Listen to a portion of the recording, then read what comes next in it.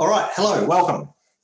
For those who have registered or logged in, I can't actually see anything at the moment, so we're just trying to get our technical side of things here working. Just hang fire. We've got a few minutes before 4 o'clock anyway, so there we go. That's better. Good, fantastic technical team on my left-hand side here helping us out for the day. But yeah, we're just filling a little time while we wait for 4 o'clock to tick around. Good, I can see people logging in. That's nice.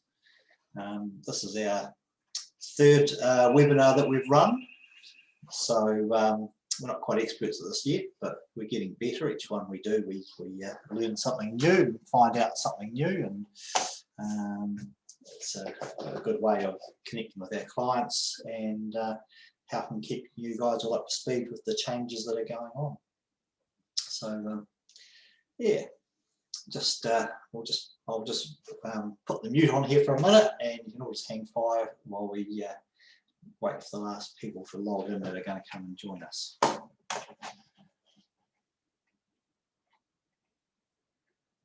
can find the mute.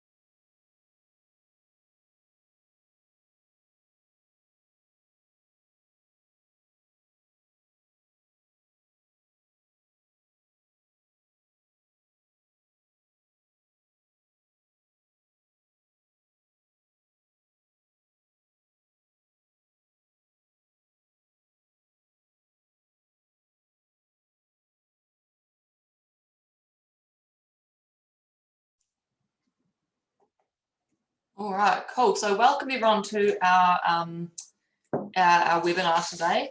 It's great to see some new faces joining us for the webinar. So I am Greg Verhoef. I'm going to be your moderator for the webinar today. So I'll be managing the questions at the end, and I'll just try and make sure that everything runs smoothly from the technical side of things. So if you haven't used a Zoom webinar before, you should have your your settings at the bottom there. So you can ask any questions through the Q&A button, and we'll see that on the slide, and we'll answer all of them at the end of the webinar. On the bottom left, you've got your audio settings if you need to test your speakers or change anything there. And if you need to leave, you've got the leave meeting button on the right-hand side. So today's panelist is Greg Verhoef, who is the primary here at Greg Verhoef Chartered Accounting. So welcome, Greg Verhoef. Hello. Yeah, thank you for that introduction there, Shana. And welcome to our guests today who are listening in. And glad to see you're all taking an interest in what's going on out there, the changes going on with trusts. And hopefully you can help with some questions today. First of all, disclaimer.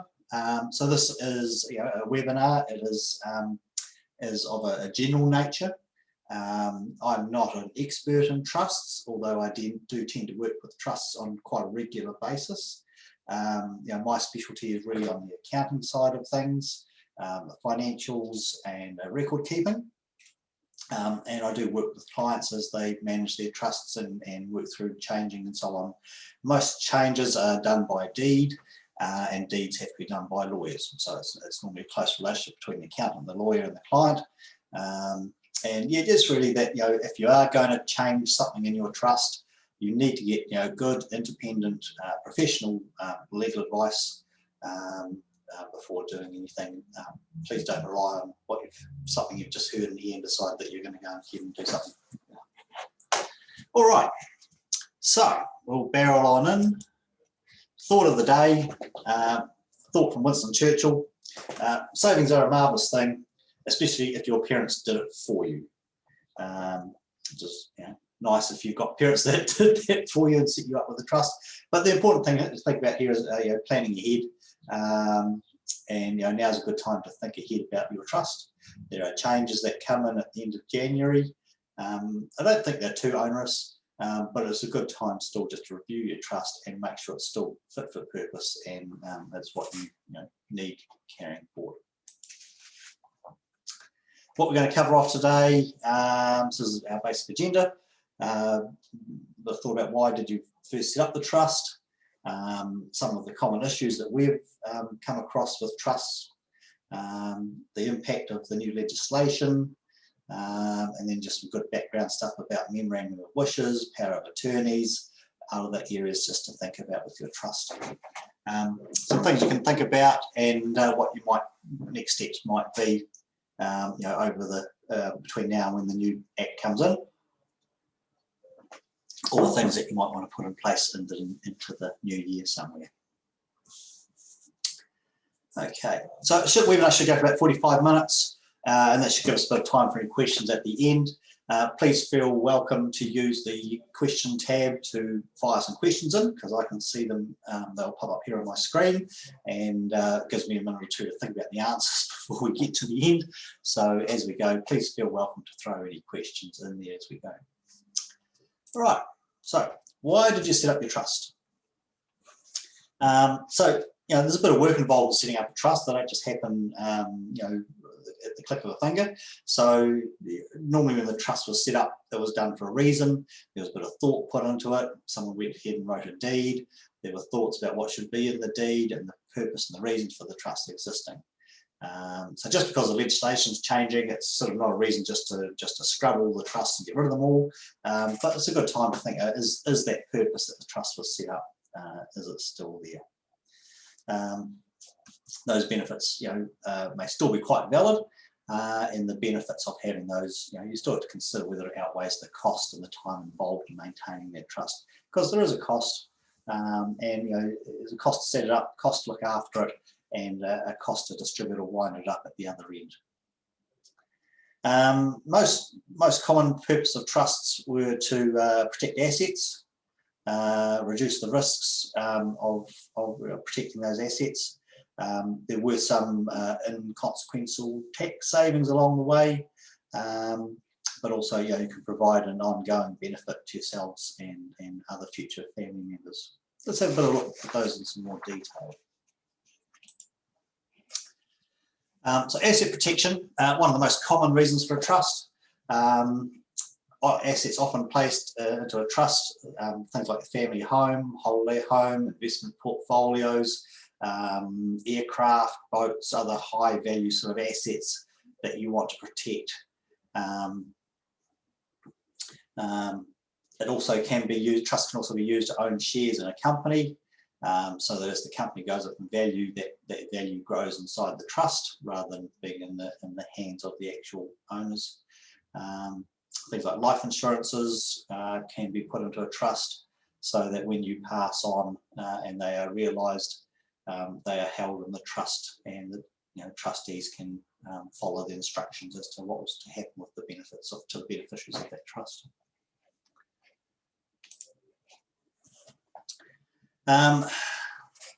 So often the risk that we're trying to mitigate was the risks of being involved in business.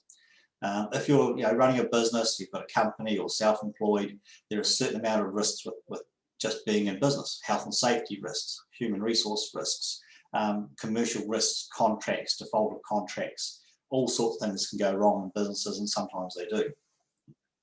So if you're in business, putting the family home in the trust was a way of protecting the family home should something go wrong in the business. Another use of trusts is relationship property,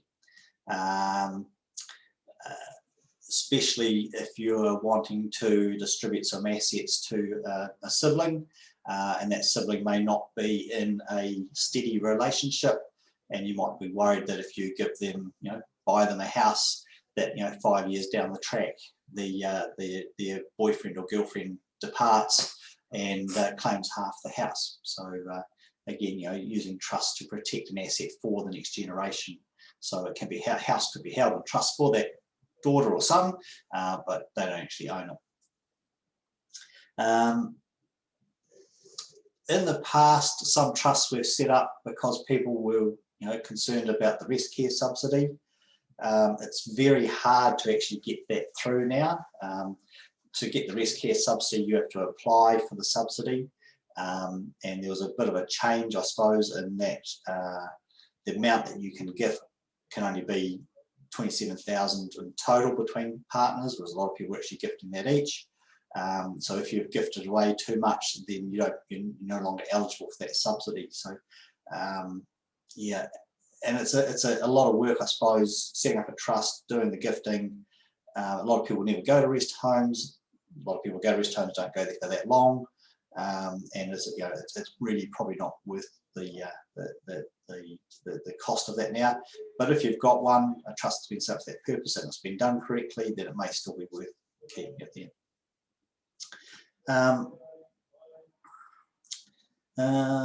So I guess some of the questions you'd be asking yourself are those risks are still there, and do those assets still need protecting?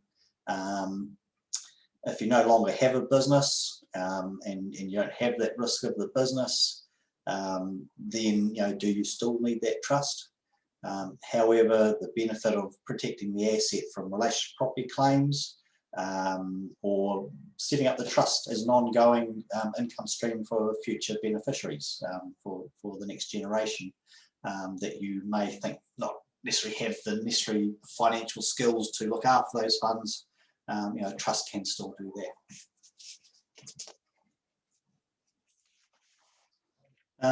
The tax side of things, so the idea they're pretty hot on tax avoidance. So you shouldn't be doing things for the sole benefit of avoiding tax. Trusts have a flat tax rate of 33 cents on the dollar. As from April next year, the top tax rate goes up to 39 cents. So there is obviously a bit of a tax saving of having income held in a trust. You've got to make sure that's an incidental tax saving. You haven't structured it just to avoid tax. You can also, trusts can distribute income to its beneficiaries, and that income can be taxed at the beneficiary rate. So if you've got a daughter studying and you allocate some income to her, it would be taxed at her rate, and she might be on the 10.5% or 17.5% tax rate rather than the 33%.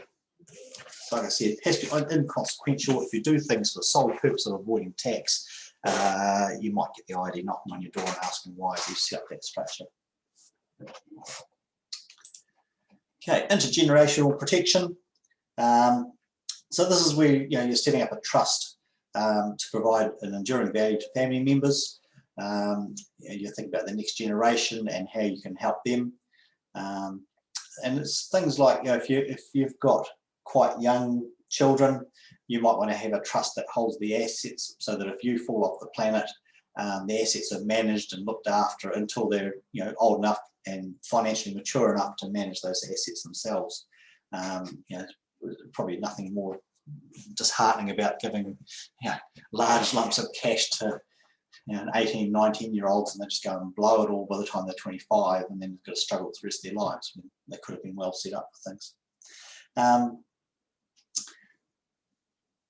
Again, intergenerational, protecting the younger generation from the Relation to Property Act, so they don't end up losing half of an asset to a past boyfriend or girlfriend. And also, the trust could be set up for a longer term where it's actually looking for several generations ahead, and providing income to assist people with their living costs and housing costs. Trusts have the advantage that when you die or pass on, they don't have to wound up straight away. If you have assets in your own name, house and investments and stuff, then when you die, the trustees of the estate, the executors of the estate, are then required to distribute those assets according to your will. So they go out to whoever it was there, right there and then. Whereas a trust can live on for the next 50, 80 odd years, and you can set your wishes as to what you want to happen with those assets.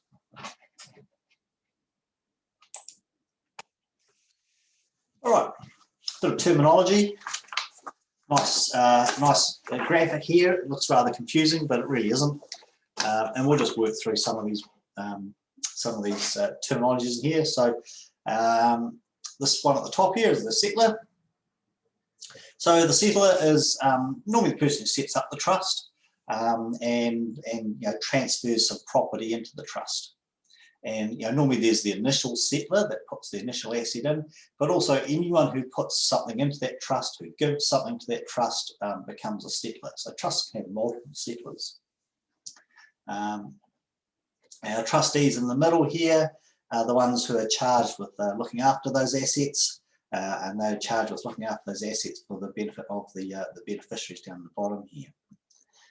Often your trustees in a normal family trust would be mum and dad, and they'd normally, we tend to recommend having someone else in there too, a professional trustee or a third person who understands trust law and what requirements are, just to help make sure everyone's guided in the right direction.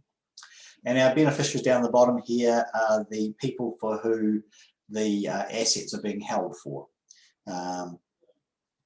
So often mum and dad would be beneficiaries, along with the children, family, maybe grandchildren.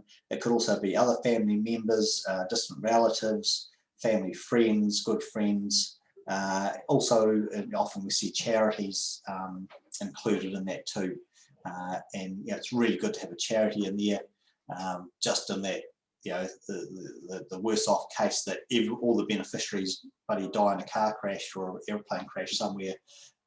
You want to at least be able to give the money to something, so it's good to have a nice wide sort of opportunity to deal with it in the end.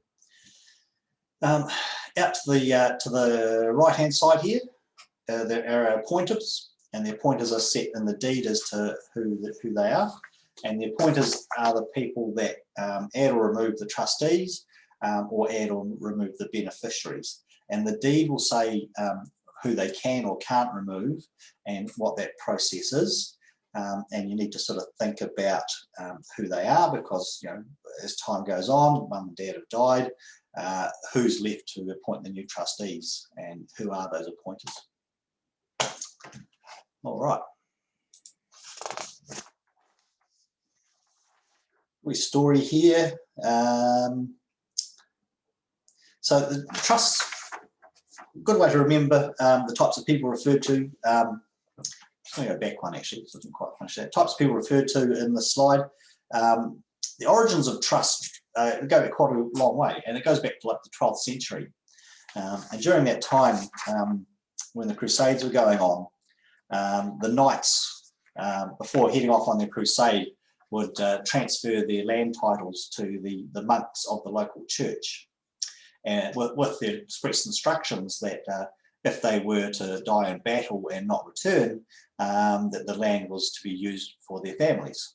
So in that case, the knights were the settlers, the monks acted as the trustees, holding the land for the benefit of the wives and the children should things go wrong. Okay. A trust deed. So every trust has a deed, and it's a really key important document. It sets out what the trust does, who the important people are, the trustees, the beneficiaries, the settlers, and all the different powers that the trustees have and how they're appointed. It appoints the trustees who look after the trust's assets and the duties that the trustees have and they abide with. Under the new legislation, you can also set out which bits of the legislation, certain bits you can opt out of, so your trustee can do that. Your trustee lists the beneficiaries. They can be specifically named in the trust, as in by name, John Smith or James Smith. Or the wording could be stuff like the children of Mr. and Mrs. Smith, or the grandchildren of Mr. and Mrs. Smith, and so on. Sets out who how the beneficiaries are appointed and removed, and how the trustees are appointed and removed. It also has the vesting date. So a vesting date is the date, the latest date by which the trust must be wound up. Okay, so you can't create a trust in perpetuity. You can't create a trust that lasts forever. The current legislation was for 80 years. The new legislation allows it to be 125 years, which is good. It's extended. You can, of course, in the deeds have an option to resettle the trust. So the trust could be resettled to a new deed, which has a new date on it. It's actually quite a good thing, I think. I mean, I've looked at a couple of trust deeds from some really old trusts, and the wording, if you go back 60 or 70 years ago, the way things were written was, extremely different. Terminology changes, the words of meaning change over time. Quite often the purpose of the trust is now quite different. Standards and the way we live and all those things have all changed a lot. And it's good to, there's that resettle the trust into today's world sort of terms and stuff, makes things a bit easier for everyone. All right. Okay, some common trust deed issues. So like I say, we deal with a number of trusts, and we come across these sorts of things, and they typically become the lawyers' grey hairs to try and sort out. But if your trust is relatively old, then the deed might be quite inflexible, or less flexible than the modern trusts. This might mean you can't change the trust very easily. Things like adding beneficiaries might be really difficult or impossible, and you may not be able to resettle the trust. So those really old trusts were quite rigid. Whereas the newer ones these days are, tend to be a bit more open-ended, a bit more flexible, and acknowledge that things change over time. And you want to give the trustees the power to adapt and modify the trust as needed. Adding beneficiaries. So, like I said, it's got to be flexible, but also got to think about, in today's world, a lot of people are from separated or blended families. And if both mum and dad have the power to add beneficiaries and one of them dies, should the remaining spouse be allowed to change the beneficiaries? So, the example is husband and wife, the husband dies, there's 2 or 3 kids who are beneficiaries of the trust. The wife goes on and remarries someone else, and they've got 3 kids. Can she or should she be allowed to add them as beneficiaries to the trust? that of course dilutes the assets being held for the existing beneficiaries, which would not be very happy to end up having to share them with more now. So, and the thing is, there's no right or wrong answer with these things. It's just a matter of thinking them through and deciding what it is you want to have and have it set out in that deed. The other example I've got here is the one I've already mentioned, where it's not wide enough, a situation where there are no beneficiaries left, and it's very difficult to wind up the trust if you can't get rid of the assets. The last point here I've got is the power to appoint trustees. What happens when mum and dad do pass on, who then replaces them and who has the power to appoint them. There's lots of things to consider there as with your trustee. Beneficiaries. Really important that the beneficiaries are clearly identifiable. Generally there's two classes of beneficiaries, discretionary beneficiaries and final beneficiaries. So a discretionary beneficiary can only benefit from the trust at the discretion of the trustees. So while they are a beneficiary, they have no obligation to give them anything. It is just completely at the discretion of the trustees. Whereas a final beneficiary is one that will benefit on the final wind-up of the trust. Okay, so we're seeing some changes coming in with the requirement to notify beneficiaries that they are beneficiaries and to give them certain information. So something to consider is, the appropriateness of beneficiaries of the trust. Do you really want to give all those beneficiaries notice that they are beneficiaries and provide them with the information you're required to provide them? And are those beneficiaries still suitable? Should you go and change it or remove some or add some in before the new law comes in? So large beneficiary loan accounts. So monies can be lent to beneficiaries. They can also be, income can be allocated to beneficiaries. We talked before about the allocation of taxable income to make use of the lower tax rates. So if that's done and not actually paid out to the beneficiary, then that sits in a loan account showing that it's owing to that beneficiary.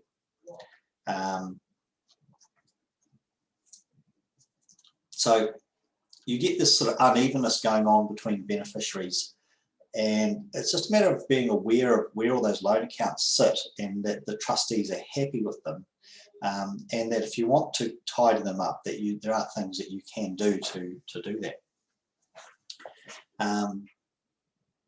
For an example here, you have a daughter at university, and while your son moves straight out to employment, while the daughter's at university, we may have allocated some income to her, but not actually given her the cash to take advantage of that lower marginal tax rate, while the son went out and started earning straight away, so there was nothing allocated to him.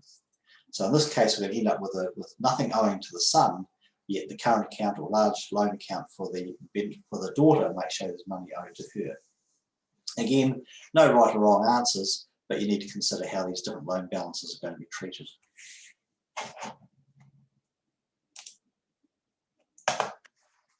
Okay, a couple of quick additional issues there. So if you've got a trust that owns shares in the company and the company makes some money, makes some profits, it might allocate those profits as a dividend. The dividend is owing to the trust, but never gets paid. So you end up with a large loan owed to the trust. And if you don't do something to secure that loan, then even though the asset is owing to the trust, if the company gets in trouble, it becomes an unsecured creditor. So you can actually put security in place to protect that and make the trust a secured creditor. Appropriateness of investments. So trusts that have money, that invest them, especially in today's world where you're getting less than 0.8, 0.7% interest on term deposits, the trustees need to consider the appropriate place to invest funds. The trustees are responsible for managing those funds for the benefit of the beneficiaries.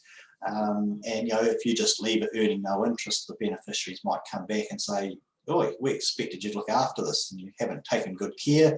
You haven't invested it in something that's going to make some money.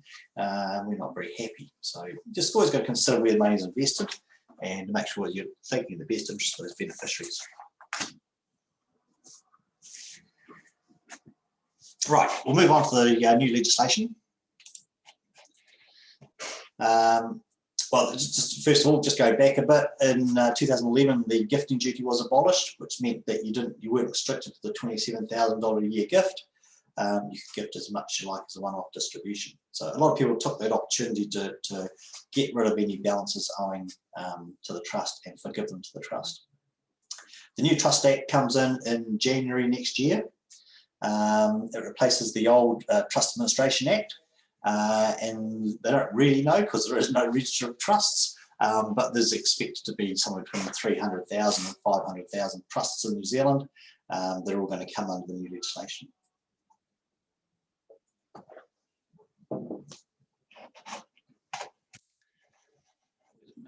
There we are. Right, some of the new changes. So a lot of these things were always just existed under case law anyway.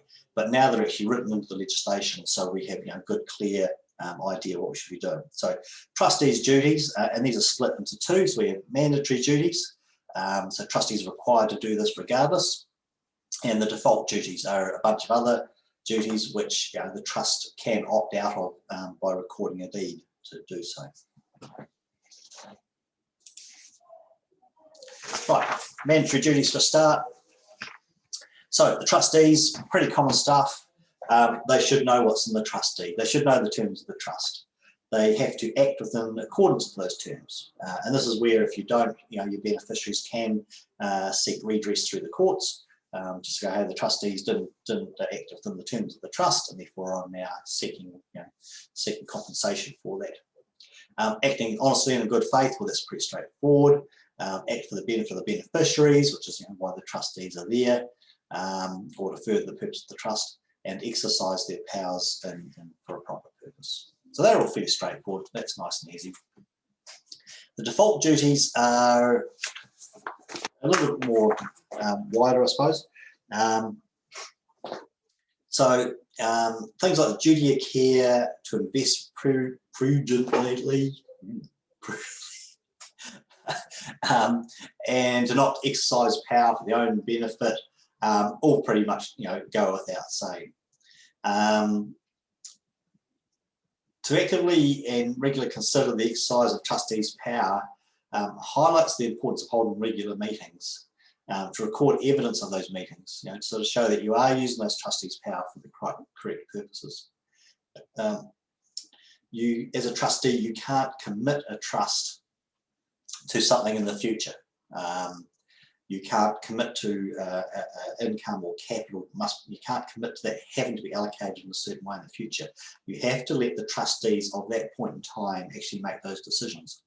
The settler, through a memorandum of wishes, might have said this is what they want to happen with the trust or the assets of the trust, but the trustees are not obliged to follow those. In most cases, they will.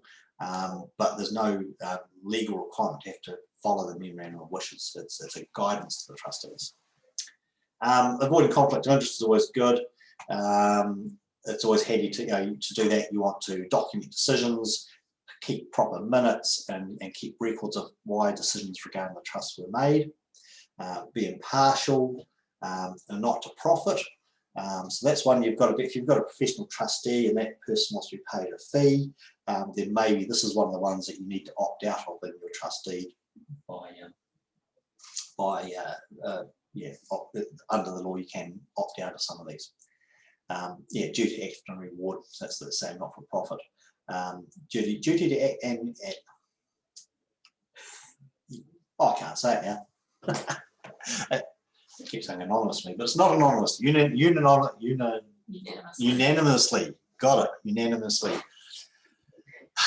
it's Monday afternoon. It's a beautiful day outside in the office. Anyway, and again, that's just recording minutes to show that all the trustees were in agreement over certain decisions. All right. Okay, this is one of the more interesting changes under the new legislation. So beneficiaries have rights to certain information. It's not too onerous. That the beneficiaries need to be advised that they are beneficiaries of the trust. They have to be given the name and contact details of the trustee, and they need to be advised every time there is a change in the trustee, so trustees added or removed, and they have a right to request a copy of the trust deed to see that trust information. So that's quite a big change. And this is why a lot of people are removing some beneficiaries or classes of beneficiaries. I've got family trusts out there that have, I don't know, 15, 20 grandchildren, and they've sort of decided actually we don't want to have to give this out to all the grandchildren, and they're just going to keep the children as beneficiaries and remove the grandchildren. You can always add beneficiaries back again down the track, or name specific beneficiaries if you needed to.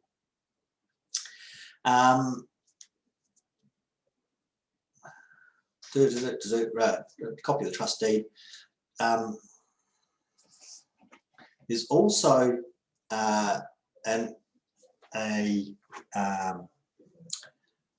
beneficiaries can request information. They can request further information about the trust and the administration of the trust, things like the trust property and balances of accounts and stuff like that.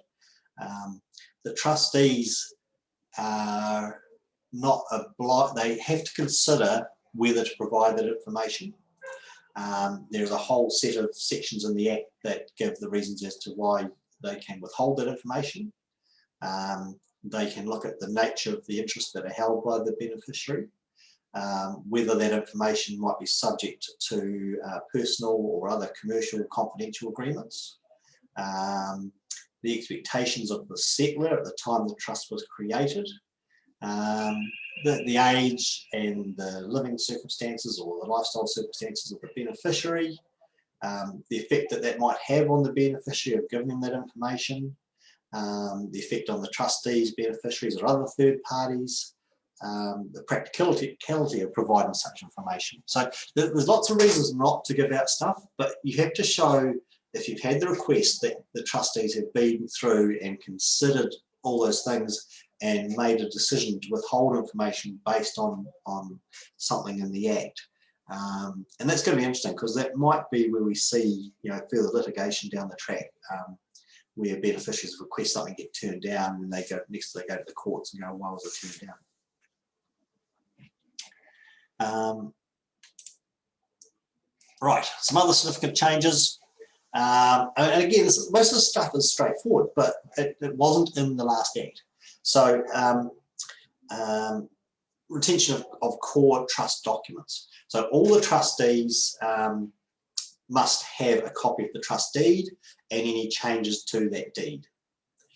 One of the trustees, if there's more than one, must keep all the other required documents. So that's like all the minutes, decisions that have been made, financial statements, and memorandum of wishes, and other core documents. Has to be the responsibility of one of the trustees. When that trustee resigns or retires, they are required to ensure that all those records are passed on to the now new nominated record-keeping trustee. Okay, so that's quite a good tidy up. Things were a little bit loose in the past. This just helps tidy things up a wee bit. The trust deed can't exclude the trustee's liability or indemnify them for dishonesty or willful misconduct or negligence. So it's another wee change. And there is an alternative dispute resolution process there now. Covers disputes between trustees, and also the court has the power to settle disputes between trustees. All right, so that's basically all the changes in the new Trust Act. And I'm just going to carry on a few other bits here before we finish up. So just good background stuff again. Memorandum of wishes. It's like a will for your trust. The settlers tend to put a memorandum of wishes in there, and so act as a guidance for the trustees as to what they would like to see happen with the assets. They're not binding on the trustees. They're an informal document, and the thing is that they do get out of date. If you wrote one 20 years ago, it might have changed by now. So it's a good thing to update every now and then, just like you should update your will. So in there you've got things like what you want to happen with the trust once you die, what how you want different beneficiaries to be treated differently, any adjustments that you might need, things like where you had allocated income to the daughter and none to the son. Do you want that to be balanced up down the track, or just want it to be just everyone treated equally down the track? At what time you might want assets distributed to the beneficiaries, how old you'd like to think they should be, or whether they should be at a certain stage in their life. And those sorts of things.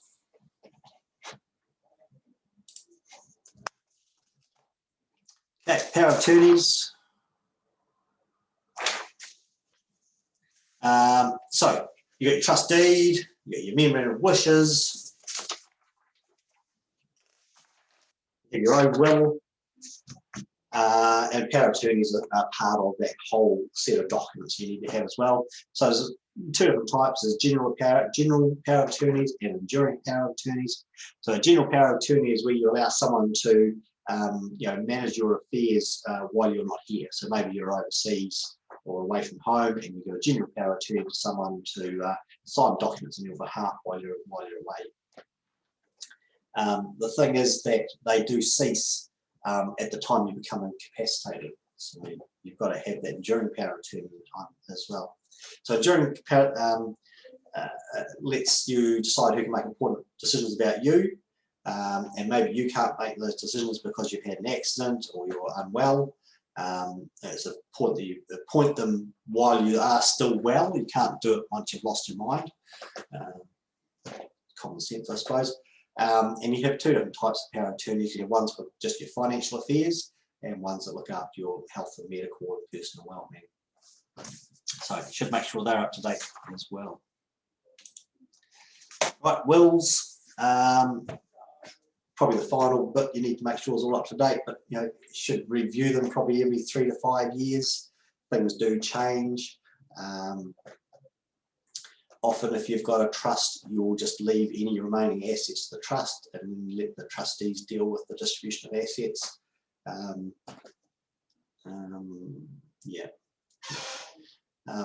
Personal assets, if you've got other assets that aren't in the trust, then consider whether you need to put them in. Is it a good time to put them in?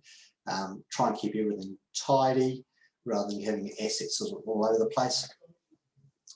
Business structures. If you've got a trust with sort of commercial property or other business interests in it, and you decide there's really no purpose for the trust, then you may need to want to set up a business structure to actually hold those assets, rather than just bringing them out to your own name. It may be still quite valid to have some sort of company structure or something around holding those assets. All right, ripping through it now. Next steps. So just don't do nothing. Do something. Have a look at your will. Have a look at your enduring power of attorneys. Have a look at your trust deed. Consider what's in your trust. Make a clear plan as to what you want to do with your trust. Get some good advice. As I said before, I'm not the expert here, and trust deeds and stuff are typically all dealt with by lawyers. But get some good advice as to what you should be doing with your trust. If you don't need it anymore, then find the right way out to wind it up. Important that things are wound up correctly, so that beneficiaries don't challenge the trustees that they were wound up incorrectly. I'm here to help. Happy to have a chat to you on the phone. And we do offer a few services for trusts. So we have a trust review. So it's about a 30 question tick list. Happy to sit down with you and work through that, and just go through those questions, see what comes out as being things that highlights that need to be looked at and sorted out. It might be, depending on how complicated the trust is. Normally it's a sort of a meeting with you. Need to read the trust deed first myself, so I need a bit of time for that. Meeting with the client, and then we review that checklist and write up a report of maybe the items you need to consider. So yeah, looking at 2 or 3 hours, quite easy. So we sort of from $450 for that. If it's a really complicated trust, then of course it could be more. It's very hard to put an exact figure on these things. Trust administration. As I pointed out before, there's some requirements for trusts to keep documents to show that they're keeping records, their minutes, that the trustees are keeping their required records. So we are happy to do that record keeping type stuff from about $375 a year. Again, it depends on the size and complexity of the trust. Professional trustee services. I'm a wee bit cautious about being offering myself as a trustee. I do it in certain circumstances. Typically have to be a client, so I want to be doing your accounts and updating your accounts so I know what's going on. And if you're going to engage me as a trustee, then we've got to do it properly. I don't want to be caught out down the track, so we have regular meetings, we do your finances, we do your tax returns, and I also want to make sure that I'm only doing that for people that I have trust in and that are good people that I know aren't just trying to use trusts for inappropriate things, if you like. Not putting my neck on the block, sorry, for other people. But if you're in that boat and you really stuck with a trustee, happy to have a chat. But like I say, I don't guarantee I'll do it in every case. So I do have how robust is your trust checklist? I'm happy to flick that out to you for free if you send me an email. So it's Greg at gregvca.nz. It's probably attached to the link for this anyway. And if you just want to have a cup of coffee and a chat about any issues you've got with your trust or financial matters or tax returns, financial reporting or so on, always happy to meet up, have a cup of coffee. Yeah, good 10 o'clock coffee is good time. So yeah, give us a bell. Always happy to do that. So I think that brings us pretty much to the end. We've already covered the disclaimer. Do we have any questions there, Shana? So if anyone has any questions, just fire them through now and we can answer them. We've got one question. Is there a minimum number of trustees that a trust must have? Well, the first place you're going to look at is looking at your trustee, because it's the sort of thing that's set out in there. And you know, as a minimum, you have to have at least one, because a trust without a trustee isn't a trust, because there's no one there to actually manage it, of course. But often the trustees will say there's 2 or 3 or so on, or whatever the minimum is. So, yeah. Fantastic. I can't see any other questions coming through. But other than that, thank you everybody for joining us today. Like I said earlier, it's fantastic to have some new faces on our webinar. Generally, we have a webinar every month, but we'll be skipping January, obviously, for the New Year holidays and everyone. But we'll be back in February with our next webinar. Very good. Okay, yeah, just like to thank everyone for attending today. Hope you've got something out of it. The recording will become available in a couple of days' time, and we'll email that out to all the attendees. Please feel free to share that, send it around to friends or family, anyone else wants to have a look. We've you know, created the recording for that purpose, and you know, happy to help people where we can. Okay, so with that, we'll end the webinar and see you all later. Thank you.